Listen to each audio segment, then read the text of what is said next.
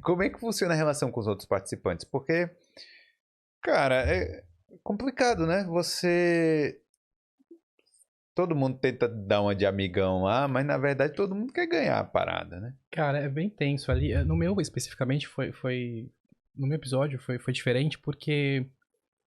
eu cheguei a comentar com você antes que foi um episódio que eles transformaram numa temática específica, sei lá, com pessoas pretas, enfim. Então, isso é muito pessoal. Talvez, se eu te falar, você não pode entender, porque eu vou te explicar, mas é só quem passa por isso que vai entender como realmente funciona. A gente tem dificuldade de competir com pessoas assim. A gente quer sempre se ajudar, porque a gente já esteve naquele lugar. Então, naquele grupo que eu tava ali especificamente, não teve competição. Foi todo mundo se ajudando o tempo todo. A gente conversou muito antes, durante, depois ali daquele processo. A gente conversa ainda hoje, assim. É muito difícil você colocar pessoas que passaram por situações muito parecidas pra dentro de uma competição sem elas saberem que elas estariam ali, entendeu? Sem elas terem aceitado aquela proposta. E a gente não se negou a competir mesmo. Todo mundo queria o prêmio, queria ganhar tudo, mas todo mundo queria ganhar porque foi bom, não porque queria sabotar alguém. Não queria passar a perna em ninguém. Não, e sempre ajudando. Não, teve um cara que queria fazer um estrogonofe, ele esqueceu a carne, tipo, você tem noção. O outro falar, não, vou te dar a metade. Aí o outro rapaz, não, esqueci o ovo. Aí, tipo, ele pegou o ovo que tinha de sobra. A gente o tempo todo se ajudando. E é uma das coisas que eles perguntam no processo, assim, você é uma pessoa competitiva? Se alguém precisar de um ingrediente, você vai dar? A minha entrevista foi completamente ao oposto do que eu falei que faria. Tipo, eu falei, não, é uma competição, eu vou fazer, tipo, aquela pessoa que se dane, eu quero ganhar. E no dia, assim, tipo, não tinha como, porque a gente se identificou. Você olhava pras pessoas assim, você se identificava. Isso é muito pessoal. Eu não gostei dessa questão de terem colocado a gente nesse lugar sem ter avisado. Mas foi legal, foi uma experiência muito boa, assim, tipo, você percebe que a conexão entre... Um dia, a gente teve uma conexão muito grande, assim, tipo, entre um e o outro. O julgamento dos chefes, pra cada um ali, todo mundo sentia o peso daquilo, sabe? Eu não sei, pra mim foi importante. Vocês se conheceram, tipo, logo antes de entrar? Não, isso é uma regra do programa, a gente não tem contato antes do programa começar. Então, cada um chega num carro, a gente Então, já é. Cada um fica num camarim, cada um fica com uma pessoa da produção, você não pode nem ir no banheiro sozinho. Se você pega o teu telefone e coloca no saquinho. É igual um vestibular, então. É bem assim, tipo, eles são bem criteriosos com relação a isso, e você só vê as pessoas mesmo assim, tipo, no caminho da cozinha. Aí você começa a olhar, assim. O meu foi bem estranho, porque a gente começou a olhar um pro outro e falou, que pessoas diferentes, o que tá acontecendo? Porque a gente tava todo se identificando ali por conta da cor e por conta do estilo, enfim. E foi engraçado, assim, a situação. Mas aí, depois do programa, a gente gravou uns takes ali, aí todo mundo já se viu, começou a conversar.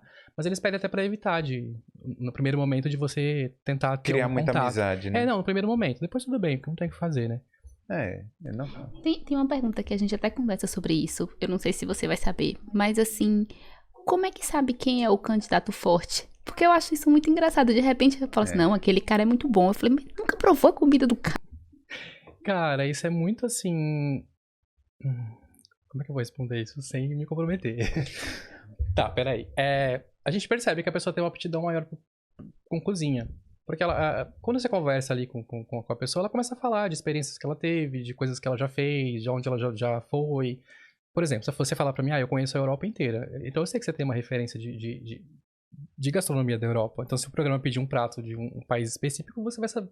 Pode ser que você não saiba fazer exatamente, mas você tem aquela referência. Então daí você tira uma base se a pessoa é boa ou não. E você vendo como a pessoa lida com os ingredientes ali, o que ela vai fazer. Uma faca. Exato, você percebe se a pessoa é uma pessoa forte ou não.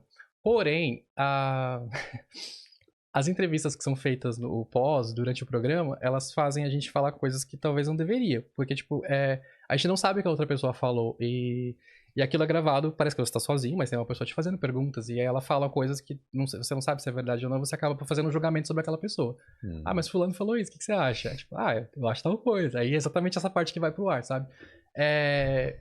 Claro. É complicado.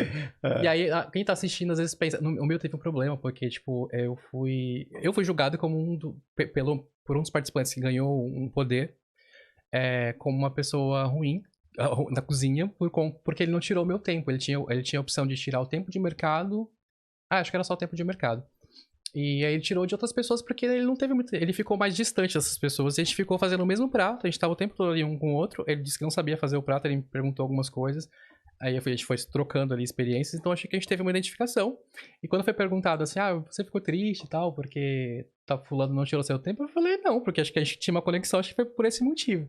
Mas ele falou tal coisa, tal coisa, tal coisa. Aí, sério? Aí eu falei, sei lá. Aí eu vi que se eu não falasse o que eu tinha que falar, eu não ia conseguir sair daquele negócio. Aí eu acabei falando uma coisa e foi exatamente pro ar. E eu recebi muita crítica. O cara falou, nossa, o cara não tirou o tempo dele, ele tá reclamando do cara. Tipo, e não foi isso que aconteceu, sabe? Tipo, foi uma outra história. Mas assim, faz parte da dinâmica. Depois você acaba achando engraçado quando passa na televisão, tá tudo bem. O problema é porque é o seguinte, aquele programa é muito bem feito. Sim. E é o que é surpreendente pra Band, entendeu? Fazer aquele programa. Mas ele é muito bem produzido, entendeu? Aí, os caras fazem de um jeito, velho, que parece que é tudo armadilha. A produção é perfeita, faz as perguntas certinhas, entendeu?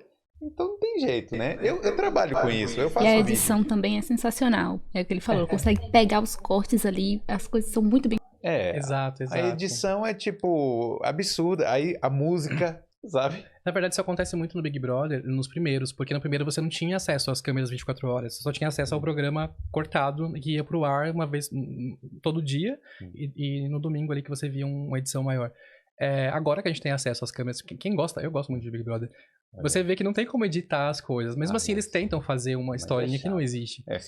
Não, sim. Ficar assistindo 24 horas. Não, sim, mas eu falo que a questão do MasterChef não tem como a pessoa ter acesso a tudo que tá acontecendo. Ela só vai ver os cortes. Então, eu posso te contar agora o que aconteceu lá, mas você não vai saber se aconteceu ou não. Né? Você só vai ver os cortes ali, o que foi montado. Como um filme. Não tem muito o que fazer. É verdade. Não, mas assim, é 100% o que aconteceu. Só que algumas coisas não têm a mesma direção. Mas isso é normal. Eles têm que montar uma historinha. Assim, tem o caso... Você não precisa falar disso, mas é a Deb mesmo. A Débora? Deb. Que é Go Deb, né? É da quarta temporada, minha favorita. Então, ela foi meio que pintada de vilã lá no programa. Sim. Ela e o Léo, na verdade, o Léo era a pessoa que eu amava odiar. Você lembra do Léo? Que era um gordinho, agora, tipo, ele tá mega fit. Eu não lembro, não. O Léo foi um dos caras... O Léo e a Deb, eles eram amigos.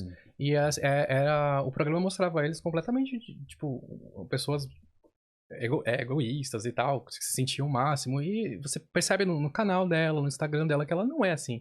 Mas eles precisam de um personagem pra poder criar uma história, senão fica chato o programa, senão a gente não vai querer assistir. Enfim, faz parte, é normal.